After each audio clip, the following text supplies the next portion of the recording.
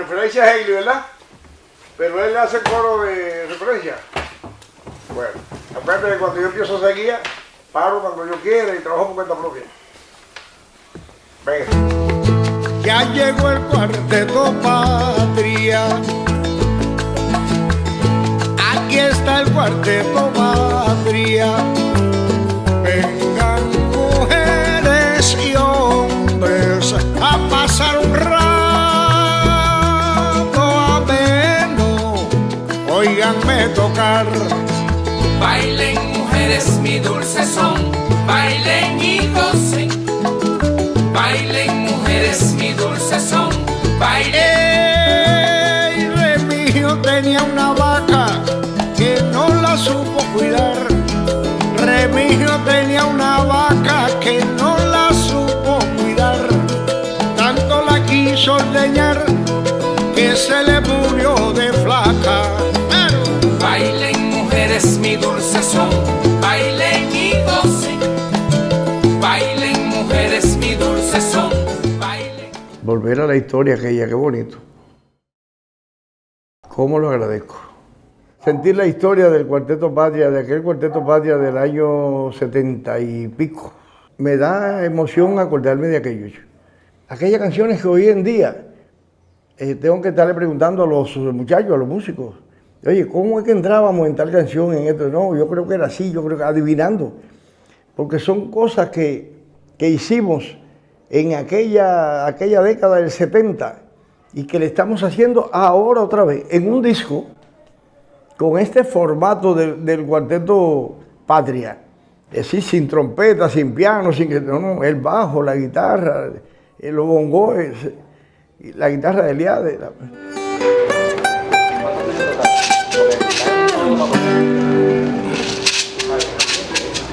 Yo tengo en mente. Bueno, la gente le cambió el nombre, le puso harina de maíz, pero fue santiaguero. Yo ni siquiera me acuerdo bien el tono en que lo hice, pero me parece que fue sol. Y eso no tiene nada en otro mundo.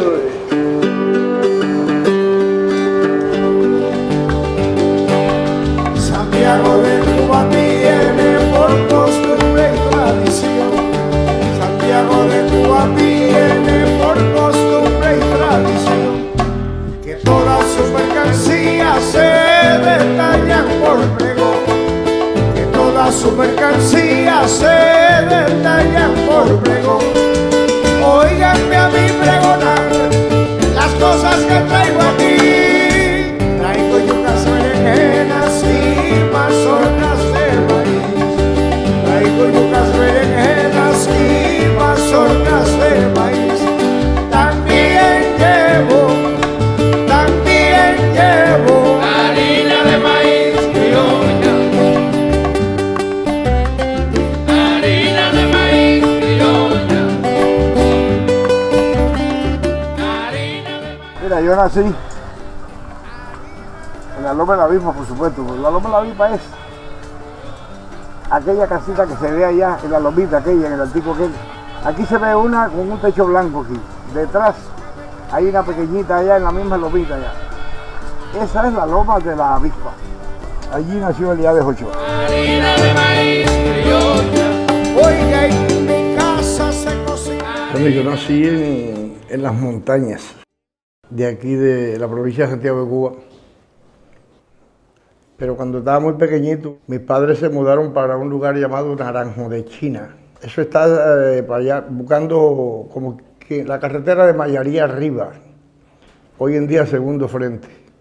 Mi padre tocaba el tres. No era un músico profesional. Podía haber sido un músico profesional, pero bueno. Mi mamá tocaba también el tres. Mi mamá mucho menos que mi padre. Mi padre tocaba bastante. Yo me ponía a oír lo que hacían mi papá y mi mamá y a veces algunos primos que iban a ayudar a mi padre a las labores de la tierra, a sembrar, a recoger, a lo que fuese.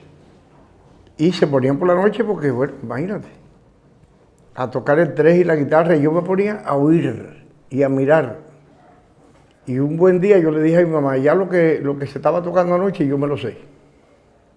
Y empecé a rayar el do mayor, pero muy sencillito. Y a partir de ese día Yo me ponía a tocar ahí, a sacar cositas, yo solo, así vine aprendiendo. Lo que sí traía en la mente ya toda la cosa que yo le oía a ellos. Y lo que se oía mucho por la radio, que era el dúo Los Compadres de aquella época.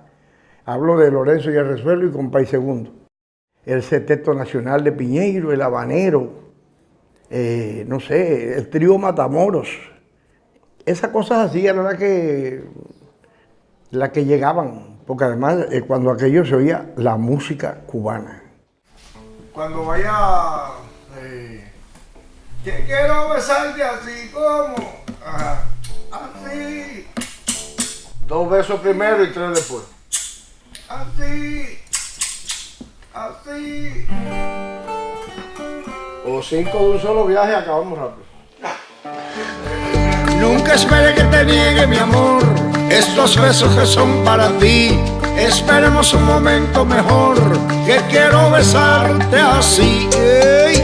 Estábamos en Francia, estábamos en Noruega, y el público parece que como que entendía lo que Eliade quería decir. Yo decía, ¿cómo es posible que esta gente adoren tanto? Porque lo adoran a la figura de Eliade Ochoa. Tenían que la guardia de seguridad hacer cordones entre la gente, porque cada vez que íbamos a cenar en Europa, el público se abalanzaba hacia nosotros, y más hacia Eliade. Después decían que cómo era posible que 4 cubanitos alborotaran tanto público. Puedo vivir y morir orgulloso de haber sido guitarrista acompañante y voz segunda del Cuarteto Patria.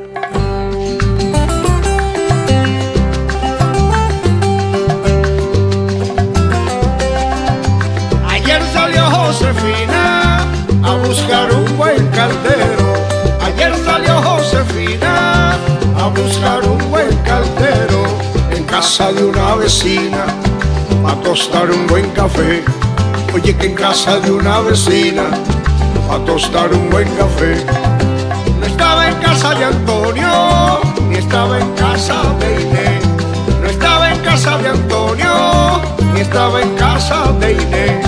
El caldero se ha perdido, lo tiene otra persona. El caldero se ha perdido, lo tiene otra persona. ¡Vamos!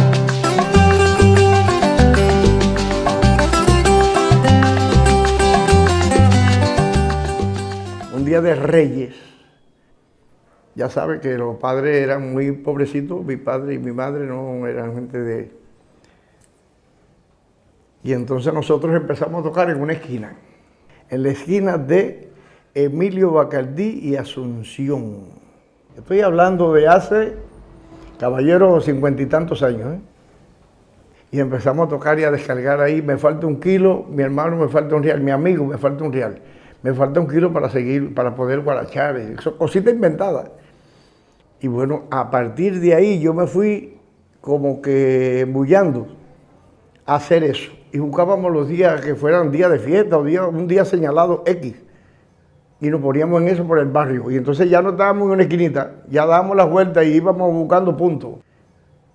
Hay una foto por ahí muy de cuando tenía 12 años, que ya estaba buscándome la vida de esa forma. Y mi mamá no tenía trabajo, y mi papá tampoco. Y somos 6 hermanos, y mamá y papá. Y entonces yo me recuerdo que yo salía a tocar todas las noches. Por el día era limpiabotas, aquí en la Plaza de Dolores, muy cerca de acá. Y por la noche salía con la guitarra a los bares.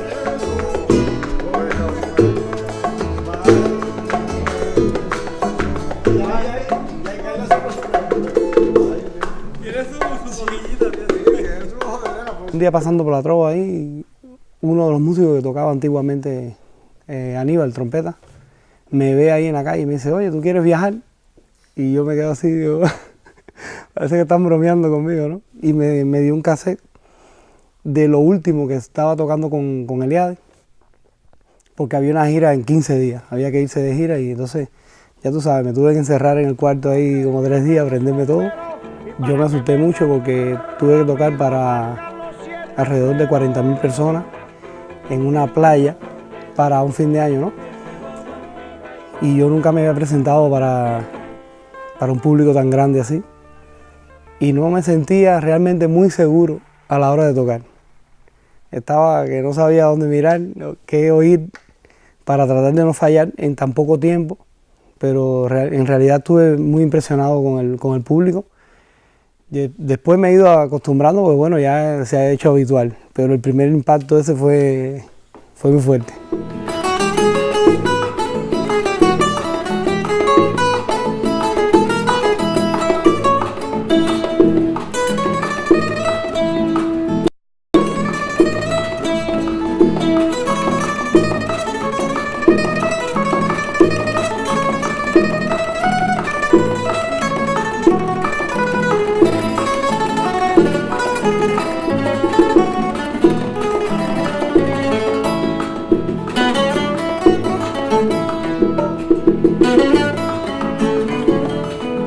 Pero ya después me embullé y me iba metiendo para los barrios de prostitución, que estaban llenos, y muchos americanos y muchos extranjeros y muchos barcos allá abajo en el puerto, en la Alameda, y eso siempre estaba lleno.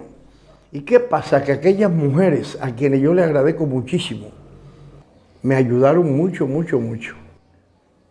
porque yo llegaba y me quitaban la vitrola para que yo tocara. Y entonces ella misma de la mesa donde estaban sentadas compartiendo con el hombre que la había invitado, me daba esta, me daba un medio, aquella me daba 10 céntimos, aquella, y de ahí yo salía con 30 o 40 céntimos, y en el otro bar igual, y en el otro igual. Pero así seguí, y paré tocando en todos los bares de Santiago de Cuba.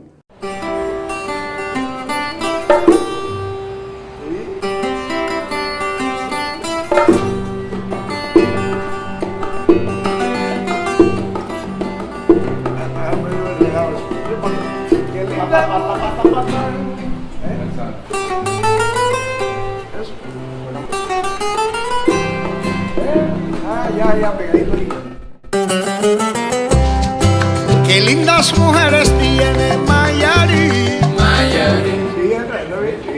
Eliades comienza con 3 canciones y 4 y ya al final el público, como decimos nosotros los cubanos, él lo mete en su bolsillo. Empiezan ya a pedirle otro repertorio que no está dentro de la programación y que Eliades acepta, así con una facilidad, con una espontaneidad que a veces yo hago así, ay, me encandila de momento, digo, pero ¿será capaz? Y sí, yo creo que los años que él ha tenido de carrera artística le han llevado a eso, a que en cada escenario Eliades se muestre seguro, confiado, tiene un don de Eliades ser un artista internacional.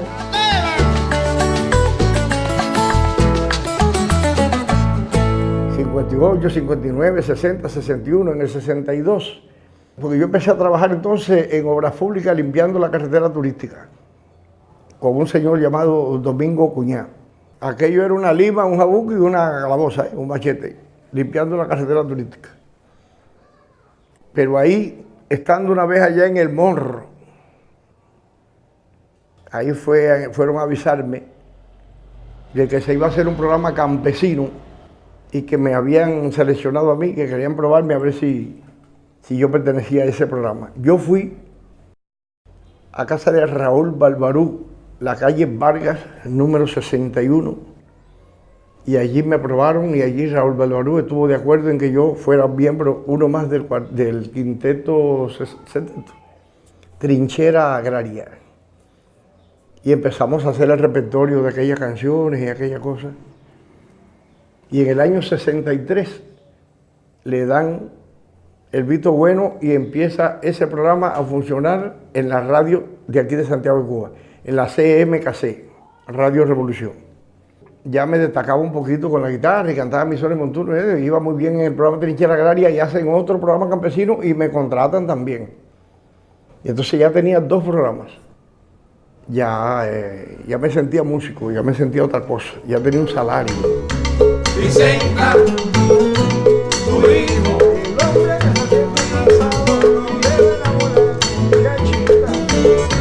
Vicenta, tu hijo, ¿y quién te bautizó? ¿Y quién te bautizó? ¿Y quién te bautizó? Vicenta, ¿y quién te bautizó? Tu hijo. Elías es empírico, nadie toca como él. Y eso es natural, eso no es que lo aprendí en inglés porque no sabe ni do, re, mi, fa, sol, así. Y él coge la guitarra, la pone y le dice a los músicos, vamos a montar tal número. Y como, no, síganme, y lo siguen. Y a los 2 minutos está la canción montada. Él va a ser el ídolo de Cuba, no de esta ciudad, de Cuba. Él toca de sentimiento y de corazón, como le digo yo. Es así, eso es natural de él. Él nació con eso y con suerte. Dicen que el factor suerte existe. Yo hubiera querido que la suerte hubiera llegado antes que hubiera muchachos, no hubiera tenido que limpiar zapatos. Pero bueno, si llegó la suerte ahora, después de grande o después de viejo, bueno, pues bienvenida sea la suerte. No vamos tampoco a renunciar ni cosas que se parezcan, a sentirnos mal con la suerte. Que siga viniendo suerte. Yo lo que sí sé es que hay que trabajar mucho y ser serio en el trabajo y desarrollarte un poco en tu trabajo para llegar al público, para que te pidan, para que te respeten. Eso sí yo lo sé. Encantada de estar aquí con unos amigos de España también. ¿Y Elías Ochoa? Para mí es lo más. Elías Ochoa es una cosa emblemática en Santiago de Cuba. Tú dices Elías Ochoa y la gente se quita el sombrero. La mejor guitarra de Cuba. Después que salí de Trinchera de Galería, me pusieron en el sexteto típico oriental, donde había muchos trovadores antiguos y valiosos. El único niño allí era yo, el único jovencito era yo.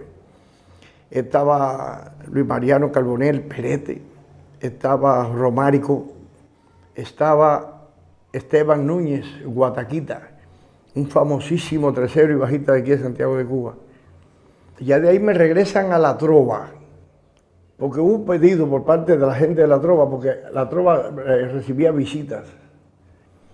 Y entonces Robertico Rosell, desaparecido también, trovador, y yo hacíamos instrumentales muy bonitos, la comparsa, el manicero, toda una serie de cosas bonitas.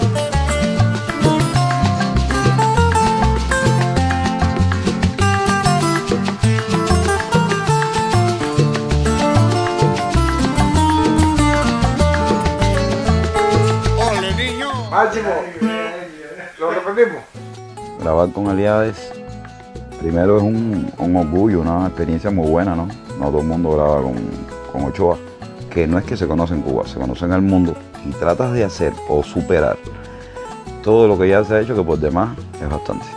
Elías te da la posibilidad, que no todo el mundo te lo da, ¿no? Todos los músicos vienen y te dicen, mira, yo quiero esto, es lo que tengo pensado. Pero Elías no, Elías te da la libertad de tú decirle, mire maestro, yo quisiera poner este pedacito aquí, quitar este pedazo y o sea, te da la libertad de trabajar, de soltarte con las manos en el estudio.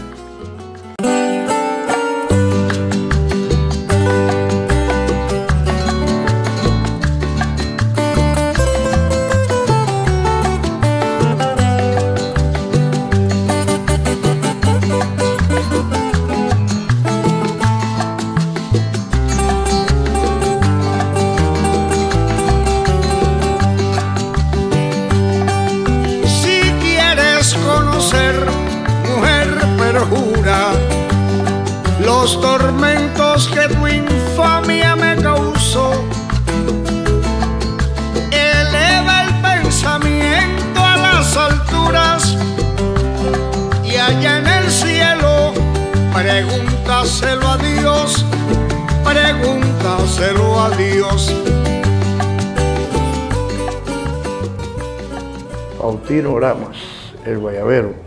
Respetaba mucho la forma de Faustino Oramas porque además yo venía de la misma forma, de andar tocando y de bohemio por ahí. Y Faustino no tenía grupo, ni yo tampoco tenía Cuarteto Patria. Y entonces cuando él venía para Santiago de Cuba, me liberaban a mí de la Casa de la Trova y yo me unía a Faustino. Y hacíamos un dúo con las dos guitarras, el 3 de él y la guitarra mía, las dos pintadas iguales, nos metíamos igual y todo. Hicimos un dúo que duró tiempo, el dúo duró aproximadamente como 3 años o más, que él venía y nos uníamos y a veces Cuando ya terminábamos, porque él ya se iba por Holguín, yo me iba por Holguín entonces con él. Y allá pues tocábamos, hacíamos lo mismo y también amanecíamos allí en el parque de Holguín, ahí tocando y conversando y con la gente que se nos coreaba y ya quedó una relación familiar, muy familiar. Cuando llegaba me mandaba a buscar, ya yo sabía que venía, pero ya estoy aquí. Y me decía, oye, traje medicina. La medicina era un alcohol que se da en los centrales, yo creo que se llama Babay o algo así. Es el extracto del alcohol ese de caña. Entonces, por supuesto que eso había que rebajarlo en extremo, pero siempre él traía eso. Y ya sabe que donde íbamos nosotros llevábamos la botella nuestra preparada y era tocando y dándonos trago. Y a mí me gusta que baile Marieta y vengan con...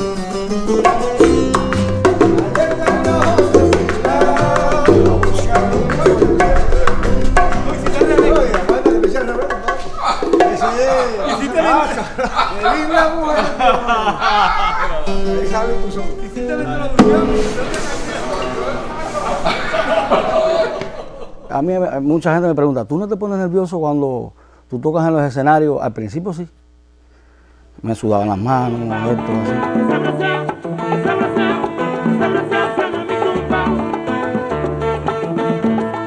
Pero ya poco a poco uno va venciendo eso.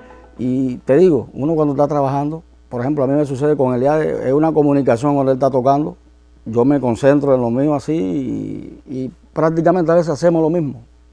Sí, se le ocurre algo a él y yo más atrás estoy ahí casi pensando lo mismo, una cosa espontánea. Yo inventé ahí pensando que iba a joderse la cosa cuando yo hice...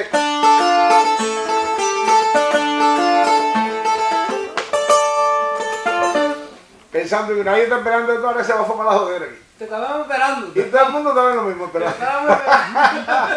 Entro en el 78 al Cuarteto Patria con las condiciones que yo puse, por supuesto que yo entraba al Cuarteto Patria, pero que había que mover el cuarteto y hacer cosas, de todo. No hacer solamente criollas y no, aquí, a tocar de todo.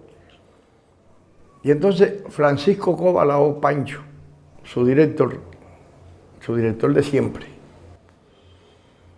me dijo, no, aquí se va a hacer lo que tú digas porque a partir de este momento tú eres el director. Y yo, bueno, le dije que no. Y como fue verdad que no. Siempre Pancho fue el director del Cuarteto Patria. Éramos un cuarteto bien llevado, ¿no? Pero además eran personas muy mayores. Y como siempre me tocaba a mí ser el joven, el niño del grupo, el nieto. En el año 80 nos hicieron un disco, el primer disco que hace Cuarteto Patria.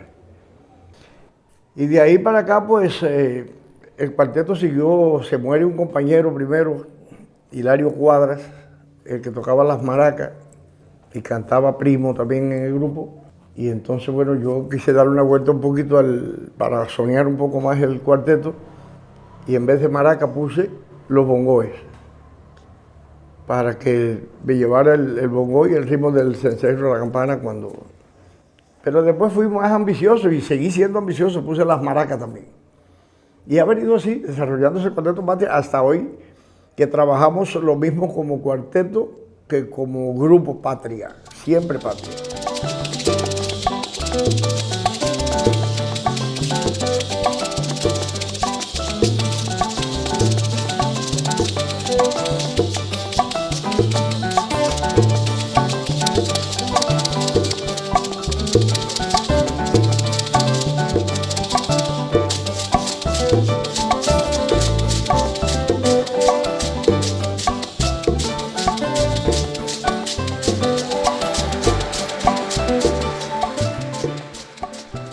Para mí, Eliade es la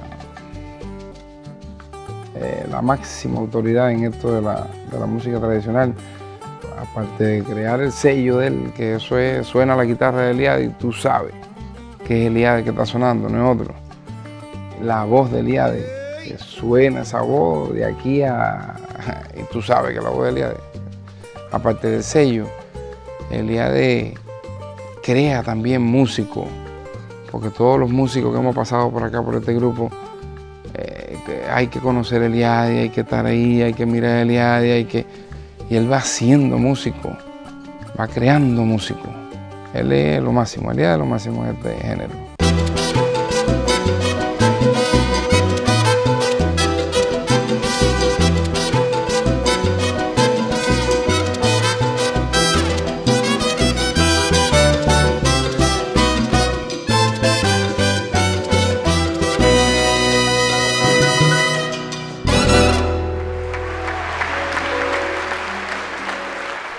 En el año 87,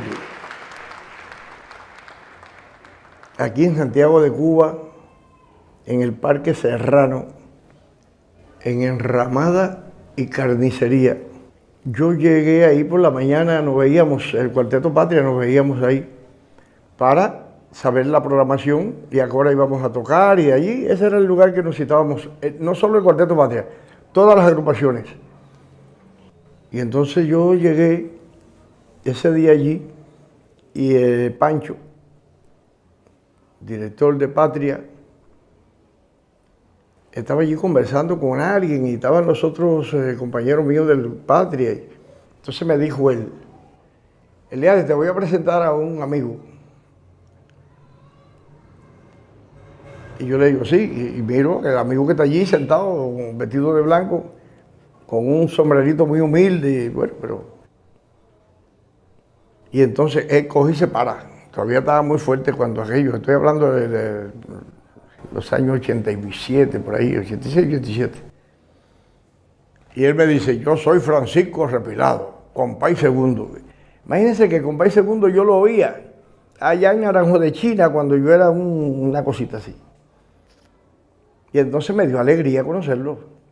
Me dio mucha alegría conocerlo. Lo abracé, lo saludé. Qué alegría me da conocerte. Que si yo también. Bueno, por fin, nos sentamos a hablar de todo y él metió la mano en el bolsillo de la guayaberita aquella, hizo así y sacó un casete, un casetico de música,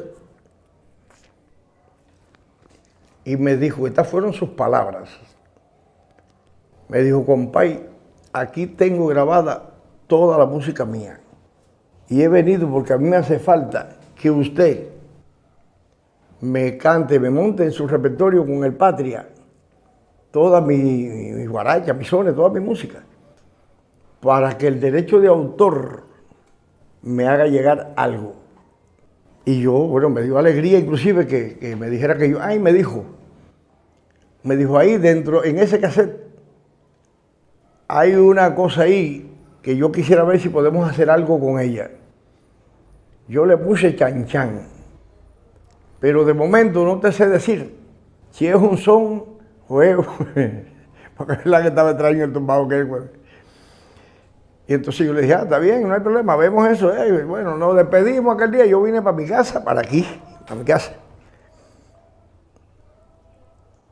Y cogí la grabadorita, metí el cassette aquel y empecé a oír todas las canciones que ella me acusa, yo canto en el llano y todas las cosas aquellas de compay.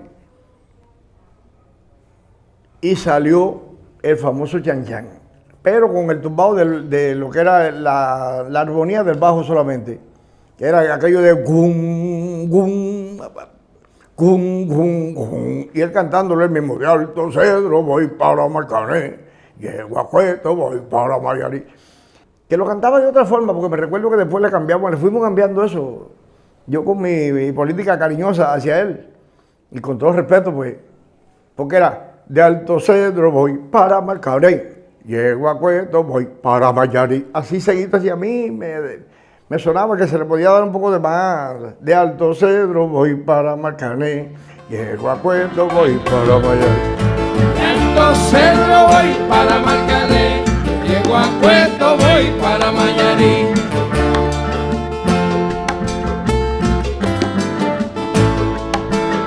De Alto Cedro voy para Marcané, que llego a Cueto voy para Mayarí.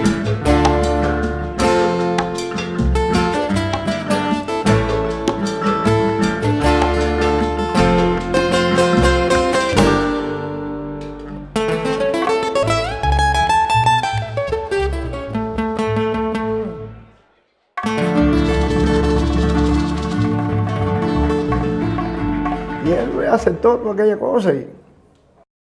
Y entonces empezamos.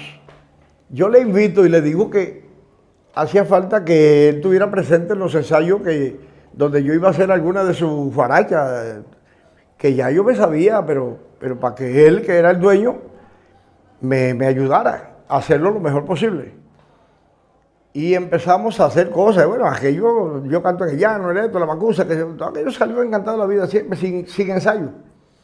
Y él se embulla y empieza, cuando él empezamos a ensayar, yo oigo la voz segunda, aquella gigante. Y entonces yo me doy cuenta que compadre estaba fuertísimo todavía, que era una pena, una lástima que no estuviera activo.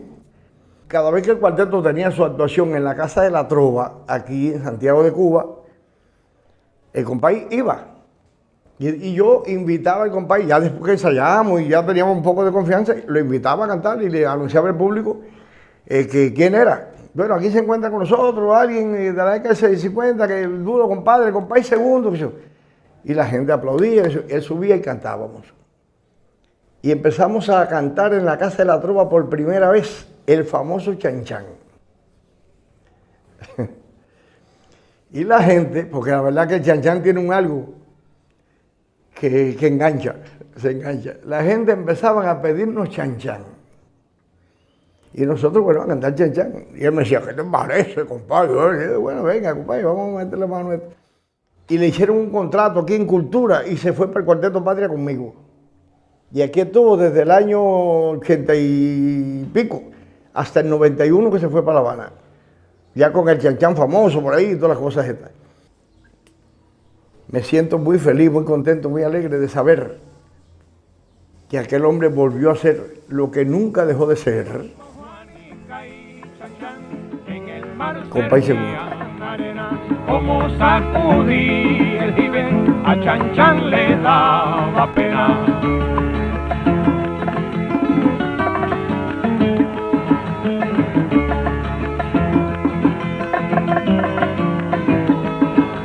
Limpia el camino de paja y yo me quiero sentar en aquel tronco que veo y así no puedo llegar.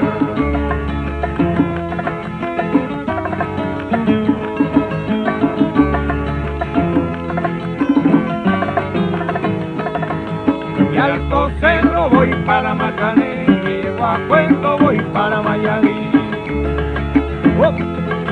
Ahora compadre segundo. Acá. De Alto Cerro voy para Macané, llego a Puerto voy para Miami.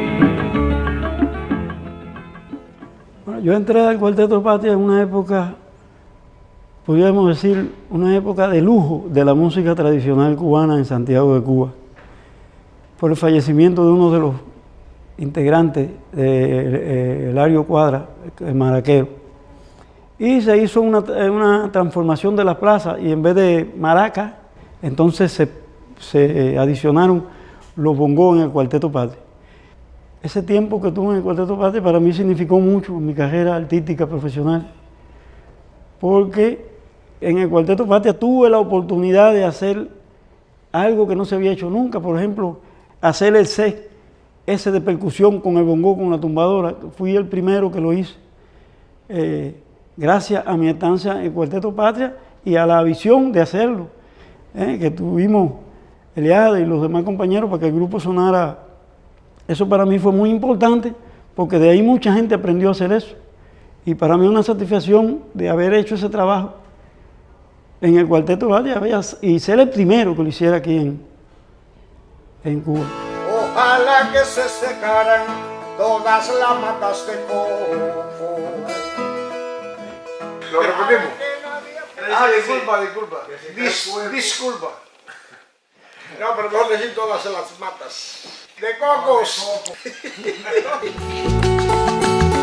Ojalá que se secaran todas las matas de coco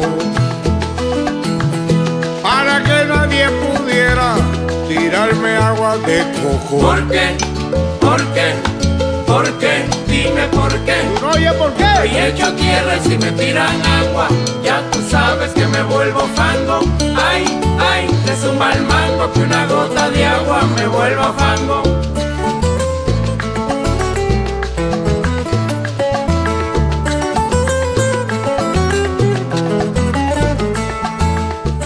Yo había grabado un disco con Ñico Saquito en los estudios de aquí de Siboney, de Santiago de Cuba. Y entonces yo tengo entendido que Nicole había venido con ideas de llevar música. Parece que con idea de llevar a algunos músicos allá o hacer discos en aquella discográfica pequeñita que él tenía.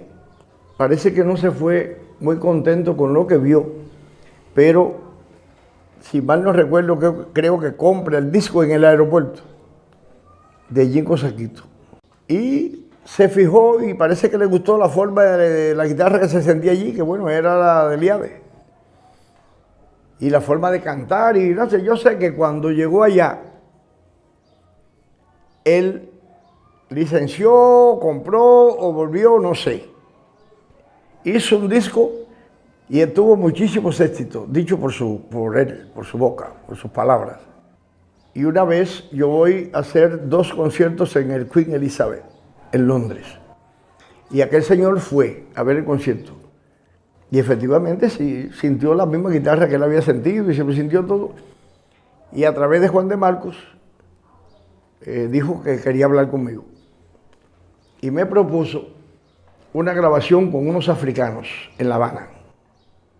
Empezamos a vernos un poco allí en el estudio, y por un lado él y por otro lado Juan de Marcos.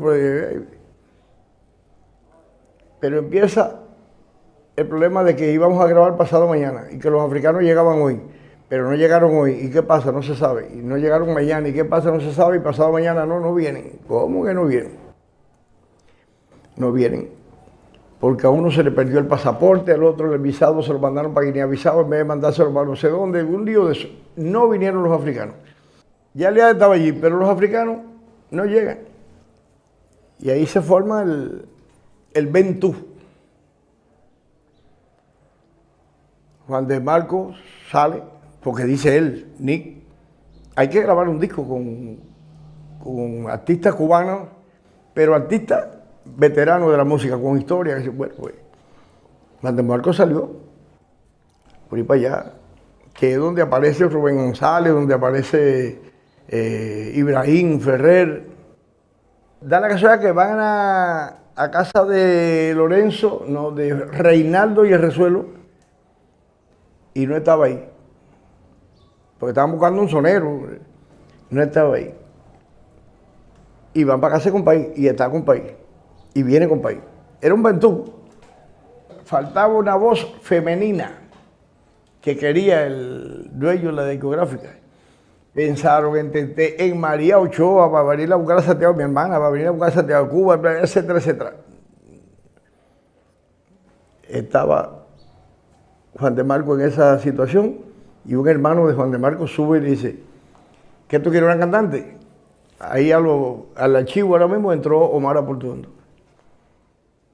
Dice, ¿dónde está? Dice, allá abajo. Y Juan de Marcos cogió y bajó por ahí, y cuando subió dice, ahora viene Omar para acá. Ya apareció la mujer. Caballero, esta es una historia. Fue un ventú. Un ventú. Hay personas, hay gente que no les gustan después que fueron famosos. A lo mejor no les gusta que se digan las verdades. Pero la verdad hay que decirle, porque yo voy a negar que yo fui limpiabotas en mi juventud. Porque yo voy a negar que yo recogí plata por los paris, por lo que sea. Y nada de eso. Eso no me quita ningún tipo de mérito. Me siento feliz y contento de haber sido lo que fui y de ser lo que soy. Y de haber nacido en las intrincadas montañas allá de Naranjo de China, de Songolamaya. Me encanta. Y de ser como soy. Pero esa es la verdad. Aquello fue un ventú. ¿Y quién me dice que no? ¿Quién me dice que no?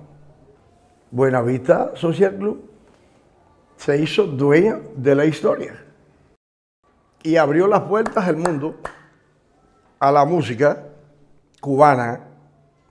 Todo el mundo empezó a viajar, y cualquiera que diga yo soy sonero, se llama eso. Porque en cualquier rincón del mundo hoy en día aparece el son cubano. Y en el mundo, ¿usted tiene Buenavista Social Club? Sí, aquí, mira aquí. Y la imagen nuestra dio vuelta con la película, aquella nominación a Oscar y toda aquella cosa. Y entonces, bueno, pues gracias al Buenavista Social Club que le abrió las puertas del mundo a la música cubana.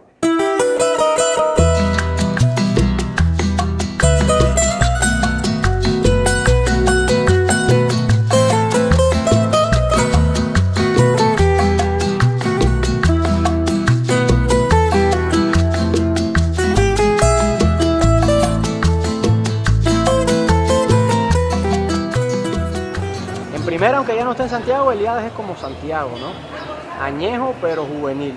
Una gente que no pierde la frescura ni pierde el apego a la tierra y que parece al mismo tiempo guajiro y citadino, y que creo que como embajador de la música cubana hoy por hoy no hay otro mejor en este país. Eliades, cuando sale, es como si saliera Cuba. Es ese artista que no ha perdido, a pesar de su triunfo internacional, a pesar de lo que representa para la música cubana, no ha dejado de ser Santiago, no ha dejado de caminar sus calles, no ha dejado de cantar en su casa de la trova y no ha dejado de hacer ese artista sencillo y noble que tiene esta hermosa ciudad. Yo he ido a hacer un concierto en algunos lugares por ahí en el mundo que llegan famosos en una limusina. Yo he ido también en limusina, porque me han llevado, pero lo mismo voy en un tractor que voy en una limusina. Ellos por allá, nosotros por acá, el otro por acá, y tocan y salen del escenario y se montan en la limusina porque hay 7 o 8 gente esperándolo. Uno coge el pechero con la ropa, el otro los zapatos, el otro lo quita esto, el otro el saco, y va para la limusina y se fue. No, olvídate que no hay nada, ningún tipo de contacto con el público. Y a mí me gusta tanto sentirme uno más del público. Sentir esa cosa de que la gente quiere tirarse una foto contigo, y que han comprado un disco y que quieren que tú le pongas ahí recuerdos de Eliades. Nada más que eso. Eso es bonito. Eso me da vida, eso me hace sentir que sirvo para algo. Yo sé que existe la fama, pero yo no quiero conocerla. No quiero conocerla porque yo quiero aquí. Yo me siento ahí frente a mi casa en los escalones, esos que están ahí en la calle, y todo el mundo pasa, todo el mundo me saluda, me paro, me conversan, me preguntan por cosas. Voy para la casa de la trova, me siento allí afuera de la trova, en la calle. Ahí pasan extranjeros, me reconocen y empiezan a tirarse fotos. Y yo sentado allí con toda la gente que pasa y me saluda, en el Parque Céspedes, empiezo a conversar con todos los taxistas allí en el Parque Céspedes. Hay un grupo de unos músicos que son que hacen ambientación en todos esos lugares, el Parque Céspedes, allí en la esquinita del Museo Emilio Bacardí. Y yo voy, me siento con ellos allí, me tomo mis 3 o 4 cervezas y le compro su litro de ron. Ahí empezamos a cantar y que si aquello se pone así. Y yo no sé, pero creo que los famosos no pueden hacer eso. ¿Qué fue?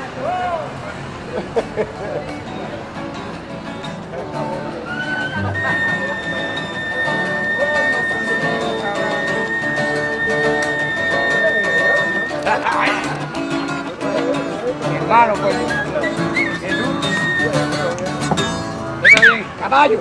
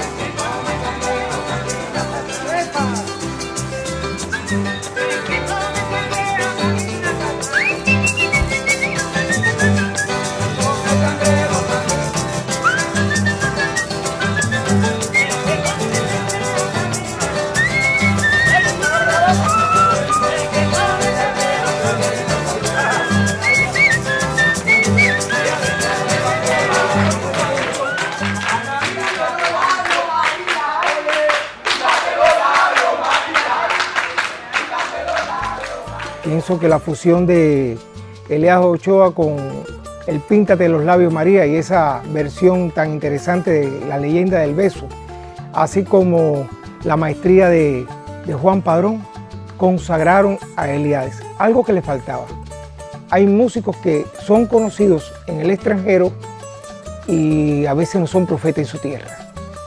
Y Eliades, aunque era conocido, le faltaba esa popularidad y eso se ganó con el Píntate los labios María. Eliades fue a La Habana, estuvimos organizando una campaña de promoción, hicimos programas de televisión, de radio y en cualquier esquina, niños, jóvenes, adultos, Eliades perdió el nombre. Le gritaban, píntate los labios, María. Músicos, sabemos que Píntate los labios, María tiene una trompeta que es la que comienza el disco, la canción. Y entonces ahora o cambiamos esa forma de empezarlo. ¿Qué hacemos?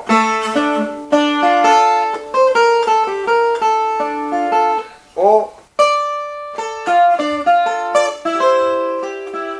es lo que conoce la gente.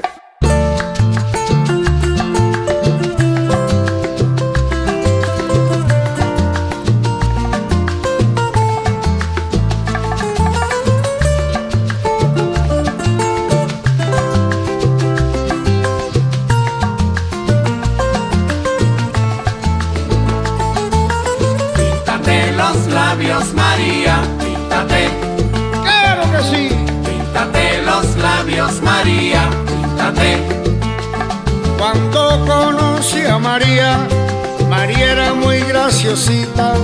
Ahora que ya no se pinta, ya no luce tan bonita María. Píntate los labios María, píntate. Píntate los labios María. La Casa de la Trova es algo muy grande para Eliades Ochoa. En la época aquella que yo andaba por los lugares, 12 años, 13 años tocando la guitarra y pasando. La Casa de la Trova eran 4 o 5 banquetas de madera, banqueticas de esas, de jugar dominó, de eso. Y una vidriera con 1 litro de ron en la esquina, una fuente grande con pecaditos manjón frito de eso, y ahí en la pared una guitarra enganchada ahí, que el trovador que iba cogía la guitarra y se ponía a cantar ahí. Los viejos tenían sus resabios y su forma de ser. Y sin embargo, me daban una guitarra y yo me sentaba en una banqueta que me ponían yo allí y me ponía a tocar y venían para acá y yo me ponía a acompañar a alguno de ellos en cosas de la trova. Y entonces me fueron viendo ya con cariño, aquellos viejecitos. Y yo me sentía halagado por ellos, porque yo sabía de Matamoros, yo sabía de Almenares, yo sabía de Emiliano Blé, y toda una serie de personalidades de la música. Y yo me siento hijo de la trova, hijo de la Casa de la Trova, y yo siento que es un lugar, para mí, es un lugar donde no me gusta dejar de ir. Yo vengo aquí a Santiago de Cuba, estoy aquí en Santiago de Cuba y yo donde se me puede encontrar es allí en la Casa de la Trova, a cualquier hora. Mis momentos de descanso, de tranquilidad, es allí en la Trova.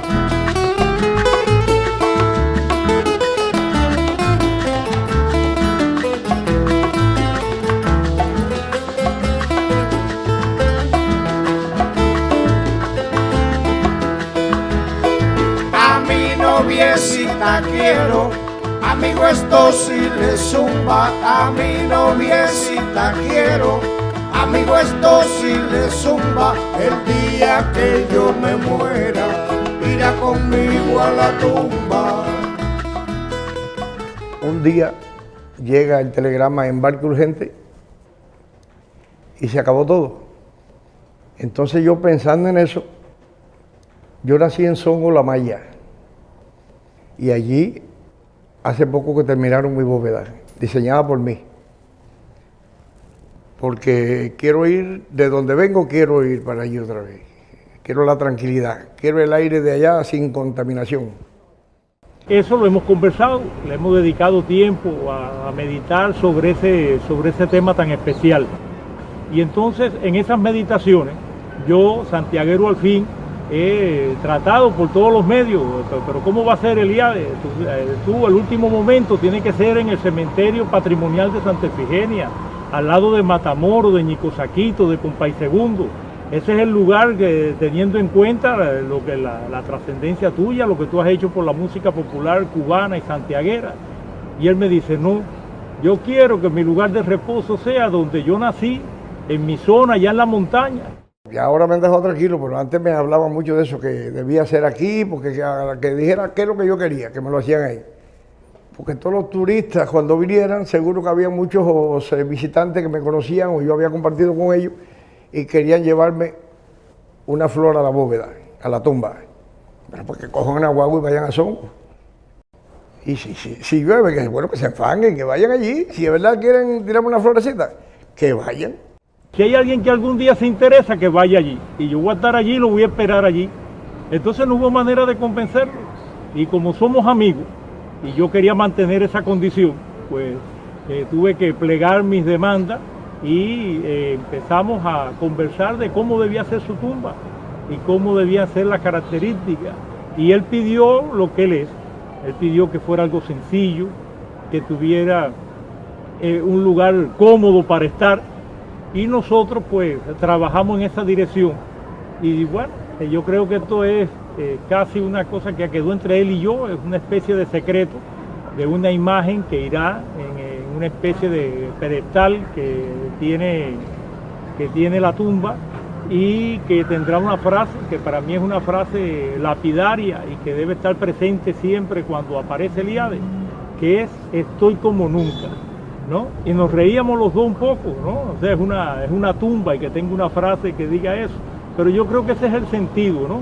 Una persona que ha vivido y que vive aún para darlo todo por la cultura cubana, etcétera, donde quiera que esté, va a estar como nunca. Me gusta mucho oírte tus canciones, me gustan mucho. Yo vivo ahí mismo, aquí. No, somos vecinos. Somos vecinos. ¿Y vamos a ser vecinos aquí? La casa mía aquí, la de ellos. ¿Y vamos a ser vecinos aquí? Como nunca, así está el sol. Como nunca, vamos a bailar. Como nunca, vamos a gozar. Amor con amor se paga. Quiero que recuerden al Eliades que soy. El que anda por la calle, el de la trova, el del Parque Césped, ese. El que hacía la cosa para servirse uno más del público y nada, para compartir. El Eliades de siempre, el Eliades que soy. ¡Vamos, niños! Para los Pinares se va Montoro, y se va Montoro. Para los Pinares se va Montoro, y se va Montoro. ¿Sabes tú por qué me río? Porque yo no tengo plata. ¿Sabes tú por qué me río? Porque yo no tengo plata. Hay muertos que no hacen ruido porque andan en alpargatas. Para los Pinares se va Montoro, y se va Montoro. Para los Pinares se va Montoro, y se va Montoro. Si la mar fuera de miel y la orilla de Casabe, si la mar fuera de miel y la orilla de Casabe, me pusiera la barriga, como bien usted lo sabe. Para los Pinares se va Montoro, y se va Montoro. Para los Pinares se va Montoro, y se va Montoro.